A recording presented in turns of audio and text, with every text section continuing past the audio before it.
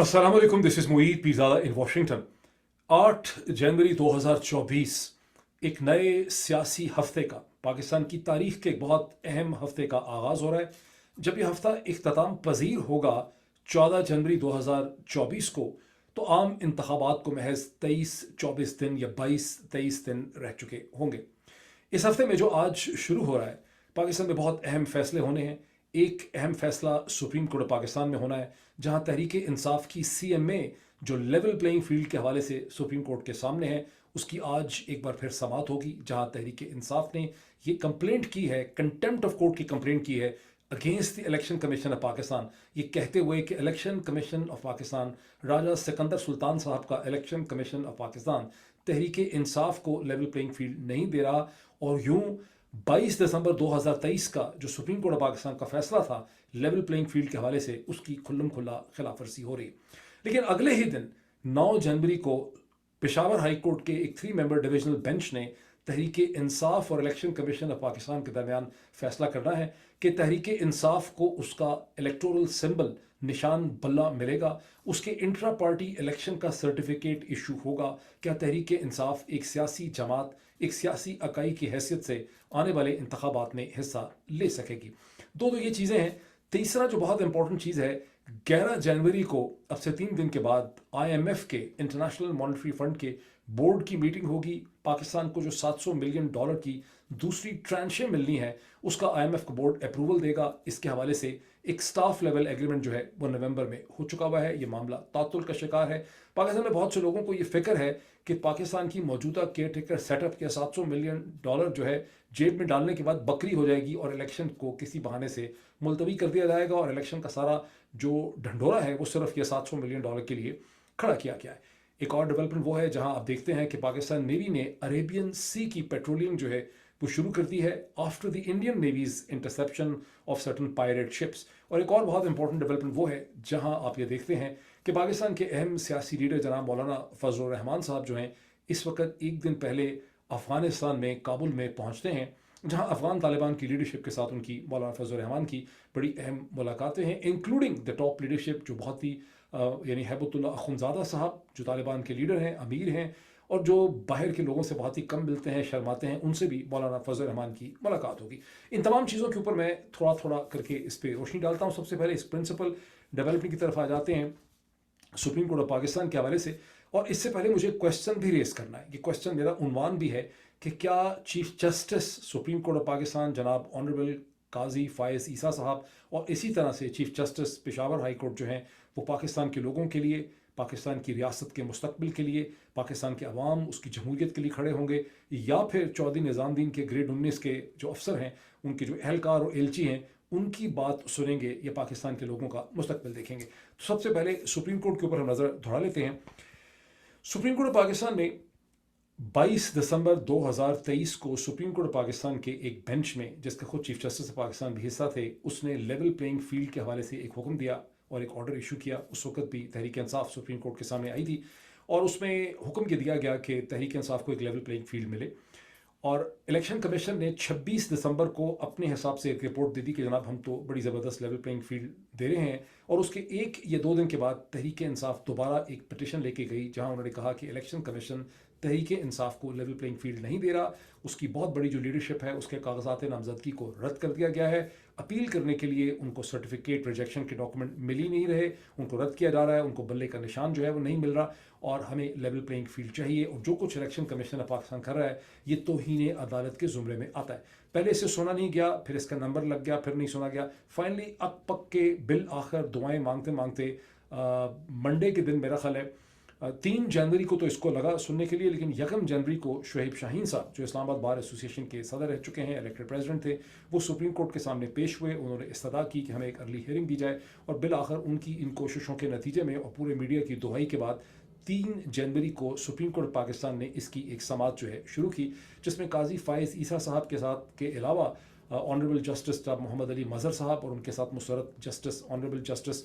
मुसरत हिलाली साहिबा इस बेंच का हिस्सा है। ये वही प्रोसीडिंग है 3 जनवरी 2024 की, जिसमें चीफ जस्टिस ऑफ पाकिस्तान ने दुनिया को ये कह के हैरान कर दिया कि मैं तो मीडिया, अखबारात, टेलीविज़न वगैरह देखता ही नहीं, मुझे सोशल मीडिया की कोई ख़बर ही नहीं। ये वही प्रोसीडिंग है जहां काजी फ़ायज़ ईसा साहब ने सरदार लतीफ़ खोसा साहब के सरदार होने के ऊपर एतराज़ उठाया। उन्होंने कहा कि सरदारी निज़ाम 1973-74 में ख़त्म हो गया था, आपने अपने साथ अभी तक ये लक़ब क्यों लगाया है। उनके और लतीफ़ खोसा साहब के दरमियान में ख़ासे दिलचस्प किस्म के मकालमे भी हुए।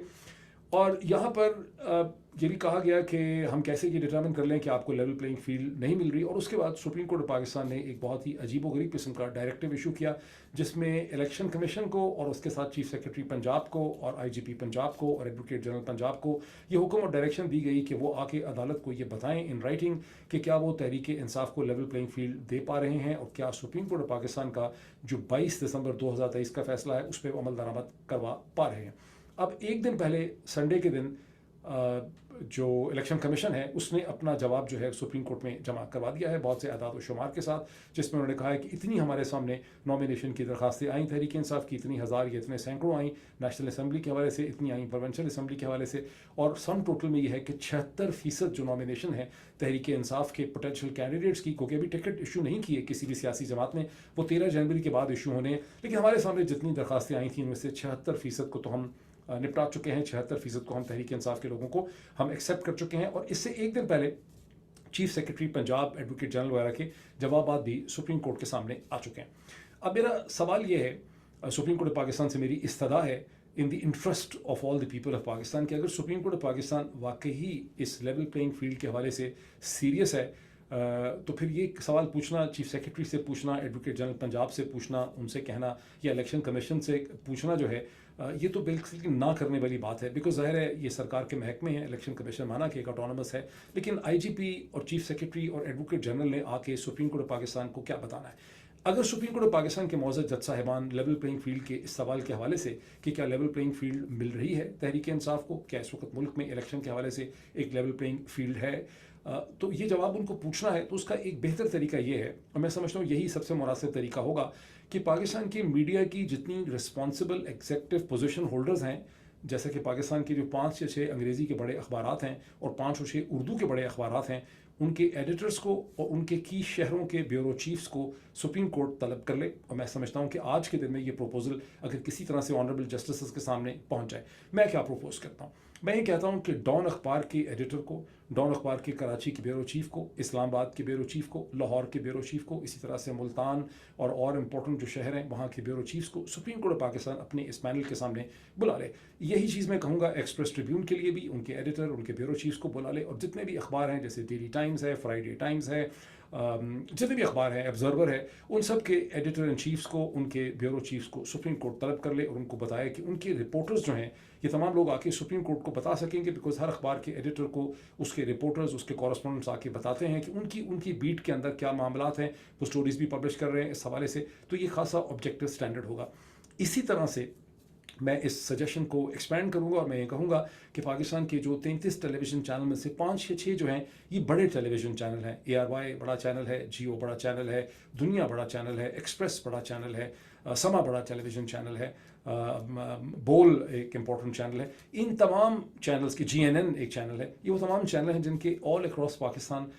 इनका एक तो डायरेक्टर न्यूज़ है जो या इस्लामाबाद में होता है या कराची में होता है या लाहौर में होता है। अक्सर टेलीविज़न चैनल्स के डायरेक्टर न्यूज़ कराची में होते हैं, कुछ के लाहौर के अंदर हैं, बहुत ही कम है जिनके इस्लामाबाद में हैं। उनके ब्यूरोज़ जो हैं न्यूज़ के वो लाहौर या कराची से ऑपरेट करते हैं। तो इनके डायरेक्टर न्यूज़ और उनके जो ब्यूरो चीफ्स हैं इस्लामाबाद के, लाहौर के, कराची के, मुल्तान के, हैदराबाद के, मुख्तलिफ जगहों के, पेशावर के, उनको भी सुप्रीम कोर्ट बुला ले। ना सिर्फ इस पे, फिर ये भी आके अपनी बताएं कि उन्होंने क्या देखा, क्या वाकई लेवल प्लेइंग फील्ड एग्जिस्ट करती है। क्योंकि चीफ जस्टिस ऑफ पाकिस्तान हमें बता चुके हैं, दिल तो नहीं हमारा मानता हम मान सकें, लेकिन सुप्रीम कोर्ट के चीफ जस्टिस हमें कह चुके हैं कि वो तो ना सोशल मीडिया देखते हैं, ना ट्विटर देखते हैं, ना टेलीविजन चैनल देखते हैं, वो अपनी एक दुनिया में गुम है, उन्हें पता ही नहीं है कि पाकिस्तान में क्या हो रहा है। तो अब जिन लोगों को पता है उनको बुला लें, सरकारी मुलाजमीन को ना बुलाएं। इसी तरह से जो बहुत इंपॉर्टेंट इंस्टीट्यूशंस हैं कुछ जहन में आते हैं, जैसे free and fair election network फाफिन है, उसके टॉप के 2-3 जो की लोग हैं उनको बुला लें।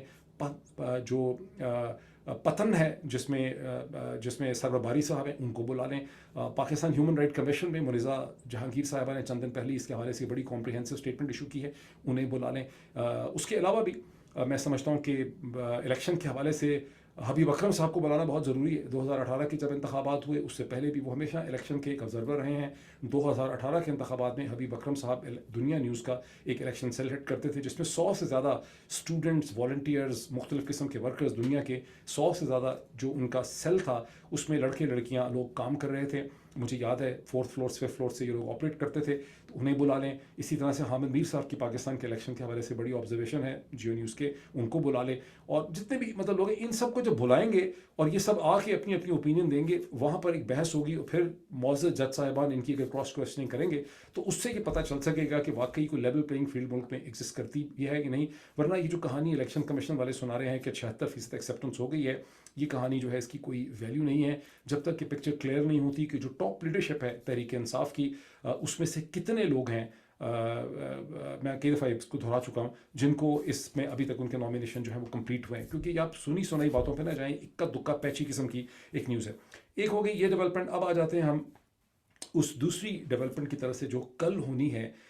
جس میں پشاور ہائی کورٹ کے ایک 3 ممبر بینچ نے تحریک انصاف کی اور الیکشن کمیشن کے درمیان معاملے کو نپٹانا ہے، جہاں الیکشن کمیشن آف پاکستان نے نہ صرف تحریک انصاف کا بلے کا نشان چھین لیا ہے بلکہ اس کے انٹرا پارٹی الیکشن کو سرے سے ماننے سے انکار کر دیا ہے. ذہن میں یہ رکھا جائے کہ پاکستان کی تاریخ کی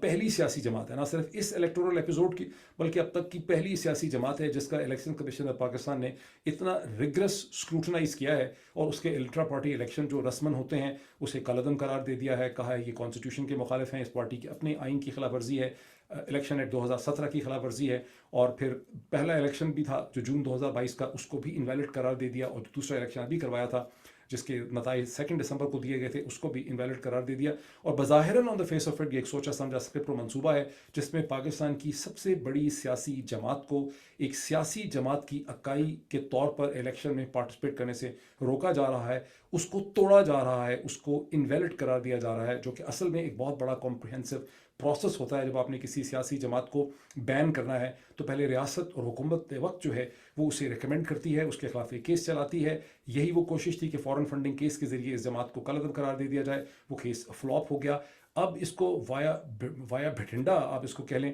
کہ ایک بل واسطہ طریقے سے تحریک انصاف کو بین کیا جا رہا ہے، ورنہ تو سپریم کورٹ کے علاوہ اس کو کوئی بین نہیں کر سکتا. اور اس کو فار آل پریکٹیکل پرپزز لوگ ابھی تک یہ نہیں سمجھ رہے. لوگ ابھی تک یہ سمجھ رہے ہیں کہ شاید تحریک انصاف بلے کے بغیر بھی الیکشن میں جا سکتی ہے. بلے کے بغیر کوئی تحریک انصاف الیکشن میں نہیں جا سکتی. آزاد امیدوار اور انڈیپینڈنٹ کینڈیڈیٹ جا سکتے ہیں، اور تحریک انصاف اس کے حوالے سے بہت سے فارمولاز کے اوپر غور کر رہی ہے کہ وہ جماعت اسلامی کے ساتھ، یہ شیرانی صاحب کی جماعت، یہ کسی ایسی جماعت جس کے پاس سمبل ہے اس کے ساتھ الائنس کر لے. تو یہ ایک بہت امپورٹنٹ کیس ہے، اور تمام نگاہیں اور نظریں جو ہیں وہ پشاور ہائی کورٹ کے اس 3 ممبر ڈویژنل بینچ کی طرف ہیں. اور لوگوں کو بہت امید ہے، مجھے بہت امید ہے کہ پشاور ہائی کورٹ پاکستان کے لوگوں کی عزت رکھے گی، پاکستان کے مستقبل اور ڈیموکریسی کا خیال رکھے گی، اور چودھری نظام الدین کے گریڈ 19 کے جو ہرکارے اور ایلچی ہیں ان کی باتوں پہ کان نہیں دے گی. ایک آدھ میں تھوڑی اس کی ایکسپلینیشن اور بھی دے دوں. کہتے ہیں کہ پاکستان کی سیاسی تاریخ کا جو سب سے بڑا المیہ ہے، جہاں سے پاکستان کی سیاست کا بہت بڑا ایک ڈیزاسٹر اور تباہی شروع ہوئی ہے، وہ 1985 کے وہ غیر سیاسی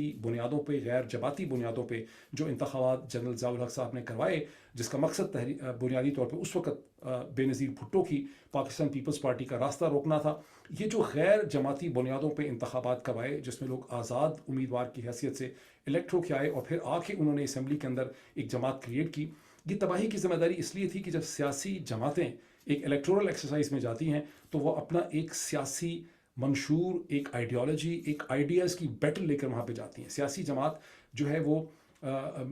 سیاسی جماعت آئیڈیاز کی بیٹل کو ریپرزینٹ کرتی ہے، جبکہ انڈیویجولز جو ہیں اپنے ذاتی انٹرسٹ کو ریپرزینٹ کرتے ہیں. اور 1985 کے انتخابات کے بعد پاکستان کے اندر ایک اپرچونزم اور ایک سیلفشنس کی اور ایک پیسے کی سیاست نے جس طرح سے جنم لیا، اس سے پہلے کی جو پاکستان کی تاریخ ہے اس میں روپے پیسے کی اس طرح کی سیاست نے جنم نہیں لیا. بیکاز ہر سیاسی جماعت کا، وہ رائٹ کی ہو یا لیفٹ کی ہو، مذہبی ہو یا غیر مذہبی ہو، سوشلسٹ ہو یا اینٹی سوشلسٹ ہو، امریکہ نواز ہو یا چین نواز ہو، اس کا اپنا ایک آئیڈیا، اپنا ایک منشور ہوتا ہے. جب آپ ایک سیاسی جماعت کو سیاسی جماعت کی حیثیت سے لڑنے نہیں دیتے تو آپ سے اس کی سیاست اور اس سے اس کے خیالات، اس سے اس کے کانسیپٹ، اس سے اس کے آئیڈیاز جو ہیں وہ چھین لیتے ہیں. اس لیے یہ بیٹل میرے نزدیک بہت اہم ہے، اور میں نے دیکھا ہے کہ میرے علاوہ باقی لوگ شاید اس کو اس طرح سے دیکھ نہیں رہے کہ آپ ایک سیاسی جماعت کو اس کی سیاست کے ساتھ ختم کر رہے ہیں، اس کو آپ فریگمنٹ کر کے انڈیویجولز میں کنورٹ کر رہے ہیں. تو یہ ایک بہت امپورٹنٹ جو ہے چیز ہے. تیسرا اس ہفتے جو بہت امپورٹنٹ ایک مرحلہ آنا ہے وہ انٹرنیشنل مانیٹری فنڈ IMF کی مجھ سے کچھ فاصلے پہ ایک بلڈنگ میں واشنگٹن کے اندر ان کی بورڈ کی میٹنگ ہونی ہے، جو میری انڈرسٹینڈنگ ہے. اور یہ میٹنگ ہو جانی چاہیے تھی کہیں دسمبر میں، لیکن اس میٹنگ کو لٹکا دیا گیا بیکاز نومبر کے مہینے میں پاکستان اور IMF کی جو لوکل ٹیم تھی ان کے درمیان ایک سٹاف لیول ایگریمنٹ ہو گیا تھا. اس سے پہلے ایک سٹینڈ بائی ارینجمنٹ ہو گیا، SPA جسے کہتے ہیں، اور $3 بلین جو ہے اس کا پہلا جو کیشے اور ٹرانشے تھا 1.2 بلین کا، $1200 ملین کا، وہ پاکستان کو ریلیز کر دیا گیا تھا. باقی رہ گئے 1800 ملین، 1.8 بلین. اور اس میں پھر سیکنڈ میٹنگ بھی ہو گئی، اور یہ جو $700 ملین تھے یہ پاکستان کو دسمبر میں مل جانے چاہیے تھے. But then for reasons not fully understood یہ میٹنگ ڈیلے ہوتی چلی گئی، پھر چھٹیوں کے بعد چلی گئی، اور اب اس نے 11 جنوری کو ہونا ہے. ویسے تو آج کا دن جو شروع ہو رہا ہے امریکہ میں، اس میں 8 جنوری کو اور 10 جنوری کو بھی IMF کی بورڈ میٹنگ ہوں گی، وہ اور ممالک کے حوالے سے ہوں گی اور ایشوز پہ ہوں گی. اور پھر 11 جنوری کی میٹنگ جو ہے وہ پاکستان کے حوالے سے ہوگی. اب اس میں جو چہمگوئیاں ہیں بہت زیادہ، وہ یہ ہیں کہ پاکستان کا جو پراپر سیٹ اپ ہے وہ الیکشن کروانا نہیں چاہتا، اس کو بڑی ٹینشن ہے، اس سے چیزیں مینیج نہیں ہو رہی. یہ قیاس آرائی ہے، یہ اسپیکولیشن ہے، یہ اسپیکولیشن میں نہیں کر رہا، یہ اور بہت سے ذرائع ابلاغ کے لوگ، بلاگوسفیئر کے اوپر یہ اسپیکولیشن کر رہے ہیں، اور ان کو یہ لگتا ہے کہ IMF کے یہ $700 ملین لے کے پاکستان کا جو یہ رجیم ہے یہ اپنی جیب میں ڈالے گا پیسے، بیکاز اس کو اس وقت ایک فائنینشیل کرنچ ہے، اور اس کے بعد اللہ خیر صلاح، اور یہ کوئی اور بہانہ ڈھونڈیں گے اور انتخابات نہیں کروائیں گے. میرا نہیں خیال کہ ایسا ہوگا. میرا خیال ہے کہ یہ پھنسے ہوئے ہیں، جہاں محترم نواز شریف صاحب جن کی سیاسی صورتحال بہت ہی کمزور ہے، وہ نہیں چاہتے کہ الیکشن ہو. اور جیسا کہ آپ اپنا حبیب اکرم صاحب کے ویلاگ سے آپ اس چیز سے واقف ہیں کہ نواز شریف صاحب مطالبہ کر رہے ہیں کہ ان کو 130 سیٹیں جو ہیں وہ دلوائی جائیں، ان کو پنجاب بھی دیا جائے، ان کو سینٹر بھی دیا جائے. لیکن حقیقت یہ ہے میرے ایسٹیمیٹ میں کہ بہت اگر فیئر الیکشن ہو تو نواز شریف صاحب کے لیے سینٹرل پنجاب سے 20 سیٹیں نکالنا بھی خاصا مشکل ہوگا. بہرحال نواز شریف صاحب کی ضرور یہ ریکوائرمنٹ ہو سکتی ہے کہ انتخابات نہ ہوں، لیکن انتخابات نہ ہوں یہ پیپلز پارٹی کی ریکوائرمنٹ نہیں ہے، اور یہ ڈیفینیٹلی پاکستان کی اسٹیبلشمنٹ کی ریکوائرمنٹ نہیں ہے، بیکاز پاکستان کی اسٹیبلشمنٹ ایک انٹرنیشنل آرکیٹیکچر آف پاور کے اندر آپریٹ کر رہی ہے، جس میں اس الیکشن کے بعد اس کو ایک لیجیٹیمیٹ قسم کا فریم ورک چاہیے پولیٹیکل، جس فریم ورک کو لے کر اس نے اپنی باقی جو کمٹمنٹس ہیں اس خطے کے اندر ویزا ویز انڈیا پوری کرنی ہے. میں اپنے کئی ویلاگس میں اس کی طرف اشارہ کر چکا ہوں. ابھی حال ہی میں ایک ہی دن پہلے بنگلہ دیش میں انتخابات ہوئے، جو ایک ڈن ڈیل تھی، جہاں حسینہ شیخ جو ہیں، شیخ حسینہ واجد جو ہیں، انہوں نے وہ الیکشن جیت لیا. ان کی کوئی اپوزیشن نہیں تھی. ان کی ساری اپوزیشن پابند سلاسل ہے یا انڈر گراؤنڈ ہو چکی ہے، یہ مقدمے فیس کر رہی ہے. اور according to BNP Balochistan national party 20,000 سے زیادہ لیڈرز اور پولیٹیکل ورکرز کو صرف اکتوبر کے بعد جو ہے، اکتوبر کی 27-28 تاریخ کا جو کریک ڈاؤن ہوا تھا اس کے بعد سے گرفتار کر لیا گیا. میں ان باتوں کو کیوں دہرا رہا ہوں؟ یہ تقریباً تیسری دفعہ دہرا رہا ہوں، بیکاز بنگلہ دیش میں جس طرح سے انتخابات کرائے گئے 2014 کے، پھر 2018 کے دسمبر کے، اور اب جو انتخابات کرائے جا رہے ہیں، ان میں اور پاکستان میں بہت مماثلت ہے. جس قسم کے انتخابات بنگلہ دیش میں تیسری دفعہ کروائے گئے، یہ پاکستان میں پہلی دفعہ کروائے جا رہے ہیں. بنگلہ دیش میں شیخ حسینہ حکومت کر رہی ہیں، اور یہ ایک ون پارٹی رول ان کا جو چل رہا ہے وہ صرف اور صرف ہندوستان کی طاقت کے زور کے اوپر چل رہا ہے. پاکستان میں بھی انٹرنیشنل ارینجمنٹ کے تحت اس قسم کا ایک الیکشن کروانے کی کوشش کی جا رہی ہے. یہ پاکستان کے اداروں کے اوپر ہے کہ وہ سمجھ سکیں کہ انہیں کس طرف دھکیلا جا رہا ہے، مستقبل میں ان کے لیے کیا گھڑا کھودا جا رہا ہے. اور پاکستان کے ذرائع ابلاغ، میڈیا، ایڈیٹرز، پاکستان کے تھنک ٹینکس، پاکستان کے الیکشن فریم ورک کے لوگ اور جوڈیشری جو ہے، یہ ان کی ذمہ داری ہے کہ وہ بھانپیں اور سمجھیں کہ کیا ہو رہا ہے. بنگلہ دیش کا ریفرنس جو ہے وہ بڑا امپورٹنٹ ہے. اگر بنگلہ دیش کے الیکشن کی صورتحال دیکھنے کے بعد بھی لوگوں کو سمجھ نہ آئے کہ پاکستان کے لیے کس قسم کا گڑھا کھودا جا رہا ہے اور کیا چتا جو ہے وہ تیار کی جا رہی ہے، تو پھر اس کے بارے میں مزید کچھ کہنا جو ہے وہ بے سود ہو جائے گا. پشاور ہائی کورٹ کے بعد جس چیز کی امپورٹنس ہے، IMF کی بھی بات ہو گئی. اس کے بعد آ جاتے ہیں مولانا فضل الرحمان کی بڑا ہی امپورٹنٹ یہ وزٹ ہے. بس اس پہ میں بات ختم کرتا ہوں کہ مولانا فضل الرحمان جو ہیں، انہیں 17 دسمبر 2023 کو افغان حکومت کی طرف سے ایک انویٹیشن ملا کہ مولانا آپ آئیں اور پاکستان اور افغانستان کے درمیان جو بہت سی کشیدہ اور سخت اور تنگ قسم کی مشکل صورتحال ہے اس کا حل نکالنے کی کوشش کریں. 19 کو اس کا باقاعدہ اعلان کیا گیا ذبیح اللہ مجاہد صاحب کی طرف سے، اور 22 دسمبر کو پاکستان کی فورن آفس کی اسپوکس پرسن مولانا نے کنفرم کر دیا تھا 19 تاریخ کو کہ میں نامینیشن جب ہو جائیں گی اس کے بعد میں جاؤں گا. ان کی پارٹی کی طرف سے کہہ دیا گیا تھا کہ مولانا ایک ڈیلیگیشن لے کے جائیں گے. تاہم 22 دسمبر کو جب پاکستان کی فارن آفس کی اسپوکس پرسن جناب ممتاز زہرا بلوچ صاحبہ سے سوال پوچھا گیا تو انہوں نے اس کے حوالے سے لاعلمی کا اظہار کیا. انہوں نے کہا کہ یہ ایک پرائیویٹ وزٹ ہو سکتا ہے, اس کا حکومت پاکستان اور ہماری کسی منشا یا حکمت عملی سے کوئی تعلق نہیں. یہ تو صحیح ہے اس حد تک بات, لیکن مولانا کو یہ انویٹیشن ایسے موقع پہ ملا جب پاکستان میں الیکشن ہونے والے ہیں, اور مولانا کابل میں ایک ایسے وقت میں ہیں جب الیکشن کو اب 1 مہینہ اور کچھ دن رہتے ہیں. تو ظاہر ہے کہ مولانا کی جو بھی یہ نیگوسیشن ہو رہی ہے اس سے کچھ بھی نکلتا ہے. مولانا کہہ رہے ہیں کابل پہنچ کے, انہوں نے کہا ہے کہ ان کی TTP کے حوالے سے بھی ملاقات ہوگی, اور افغان لیڈرشپ ٹاپ جو ہے جیسے ہیبت اللہ اخندزادے ہیں جو بہت کم لوگوں سے ملتے ہیں, ان سے بھی مولانا فضل الرحمان کی ملاقات ہوگی. مولانا کی اس ملاقات کے نتیجے میں افغانستان اور پاکستان کے درمیان معاملات ٹھیک ہو پاتے ہیں یہ نہیں, کشیدگی میں کمی آتی ہے یہ نہیں, لیکن ان آپٹکس سے مولانا کی پالیٹکس کو بہت فائدہ پہنچ رہا ہے. مولانا ایک بہت بڑے گفٹڈ اسٹیٹسمین کی حیثیت سے, جو کہ ایک ٹرانس نیشنل قسم کی ڈپلومسی کر سکتے ہیں اپنے ریلیجس کریڈینشل کی وجہ سے, اس حیثیت سے مولانا کا تعارف ہو رہا ہے, مولانا کو ایک نیوز ہیڈ لائنز جو ہیں مل رہی ہیں. تو کوشچن یہ پیدا ہوتا ہے کہ یہ انویٹیشن کیا افغان طالبان ہی کی ٹوٹل انیشیٹو تھا, یا مولانا نے کوئی اپنا ایسا زور لگایا دسمبر کے مہینے میں with view towards the February election کہ ان کو اگر یہ انویٹیشن مل جائے اور وہ پاکستان کی اسٹیبلشمنٹ کے سامنے اپنی افادیت کو لا سکیں. جیسا کہ حبیب اکرم صاحب کے جو امپورٹنٹ ویلاگ ہے جس کا میں بار بار ذکر کر رہا ہوں, اس میں یہ بھی ہے کہ مولانا پاکستان کی اسٹیبلشمنٹ سے کہہ رہے ہیں کہ ان کی جماعت کو انہیں خیبر پختونخوا کی حکومت بھی چاہیے, اور ان کو نیشنل اسمبلی کے لیے بھی بہت امپورٹنٹ رول چاہیے. پاکستان کی اسٹیبلشمنٹ کو کیا دے پائے گی کیا نہیں دے پائے گی, لیکن مولانا کی افغان طالبان کے ساتھ جو یہ ڈپلومسی ہے یہ یقینی طور پہ مولانا کے قد کاٹ میں اضافہ کرنے کی ایک کوشش ہے. ابھی اتنا ہی, پھر چند گھنٹوں میں آپ سے پھر ملاقات ہوتی ہے. بہت شکریہ.